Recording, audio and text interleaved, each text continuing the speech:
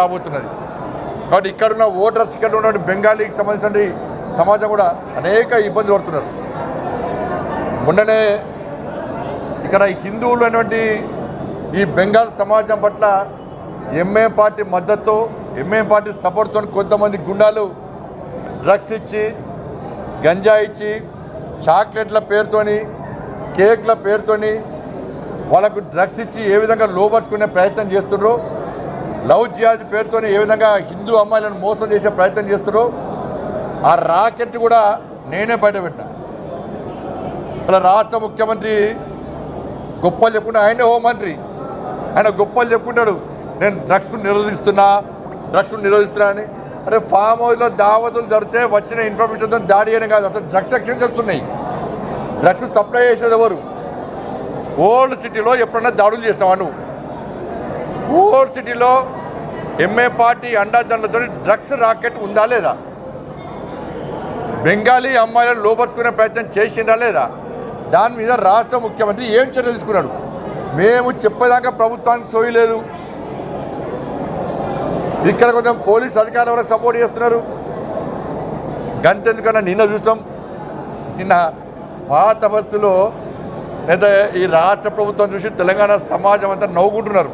ఎందుకంటే ముఖ్యమంత్రి home minister ఇక్కడ అక్రమంగా నిర్మాణాలు రోడ్ల మీద ట్రాఫిక్ ఇబ్బంది కలిగించే విధంగా ఉన్నటువంటి నిర్మాణాలను తొలగించడానికి కార్పొరేషన్ అధికారులు వస్తే, పోలీస్ బందోబస్తు వస్తే వాళ్ళ కూల్చేసే సమయంలో పోలీస్ అధికారుల మీద కార్పొరేషన్ సిబ్బంది మీద దాడి చేశారు ఎంఏ పార్టీ వాళ్ళు. సాక్షాత్ ఎమ్మెల్సీ కూడా దాడి చేస్తే కనీసం ఏ ఒక్క వ్యక్తిని కనీసం ఆపే ప్రయత్నం చేయలే. వీళ్ళకి అక్కడ గోరక్షను గోవధ నిషేధ చట్టాన్ని అమలు చేయాలని చెప్పి గోవులను వధించడానికి ప్రయత్నం చేస్తుంటే అక్కడ ఆ గోవులను పోలీసులు పట్టించే ప్రయత్నం చేస్తే మా వాళ్ళు మాత్రం నాన్ అవైలబుల్ కేసు పెట్టి లోపడేస్తారు. వాళ్ళు పోలీసులను దాడులు చేయలే. గోవులను రక్షించడానికి ప్రయత్నం చేస్తే నాన్ అవైలబుల్ కేసు పెట్టి జైలు వేస్తున్నారు. ఇక్కడ ఓల్డ్ సిటీలో కార్పొరేషన్ అధికారుల మీద, పోలీసుల మీద దాడులు చేస్తే కూడా చర్యలు తీసుకున్న పాపన పోలే.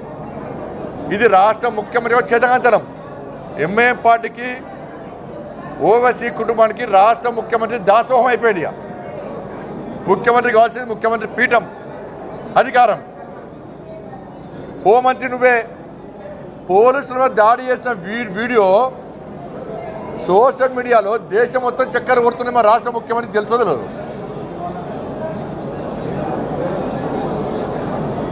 ఏం చర్యలు ఇంకా పెడతారవచ్చు. ఇవాళ నచ్చిపోయినా కదా, ఏదో సింపుల్ పిటి కేసు పెట్టి అరెస్ట్ చేసినాము, బెయిల్ వచ్చిందని చూపెట్టే ప్రయత్నం చేస్తారు. కొన్ని అక్రమ నిర్మాణాలు కూల్చేసినాక ఇవాళ ఏమైంది? ఇవాళ మళ్ళా ఎంఐఎం పార్టీ నాయకులు వచ్చి జిహెచ్ఎంసీ వాళ్ళు, పోలీసు వాళ్ళు కూల్చేసినటువంటి అక్కడ బాధ్యత ఎంఐఎం పార్టీ ఎమ్మెల్యేలు ఉండి మళ్ళీ తిరిగి నిర్మాణాలు చేపడుతున్నారు. ఎంత చేవచచ్చిన ప్రభుత్వం కాంగ్రెస్ పార్టీ ప్రభుత్వం అంటే, చేతగాని ముఖ్యమంత్రి, చేతగాని హోంమంత్రి బాధ్యతలు వేస్తున్న ముఖ్యమంత్రి సమాధానం చెప్పాలి. నీ ప్రభుత్వ హయాంలో జిహెచ్ఎంసీ కార్పొరేషన్ అధికారులు, పోలీసులు వచ్చి అక్రమాలు గురిపెడితే నీకు ఛాలెంజ్ చేసే ముఖ్యమంత్రి నీతో ఏం కాదు, నువ్వు హోంమంత్రులు నీతో ఏం కాదు, మీ వాళ్ళు వచ్చి కూలబడితే మేము బాధ్యత కట్టిస్తున్నామని చెప్పి సవాల్ చేస్తే ఇలా రాష్ట్ర ముఖ్యమంత్రి చేతులు ముసుకొని కూర్చోండి. ఇలా అదే హైడ్రాల పేదోళ్ళ ఇల్లు కూల్చేస్తే అక్కడ పేదోళ్ళు మా ఇళ్ళను కూల్చకండి అంటే లాఠీచార్జ్ చేసిరాడ. హైడ్రా పేరుతో పేదోళ్ళ ఇల్లు కూల్స్తే లాఠీచార్జ్ చేసిరు పేదోళ్ళ మీద.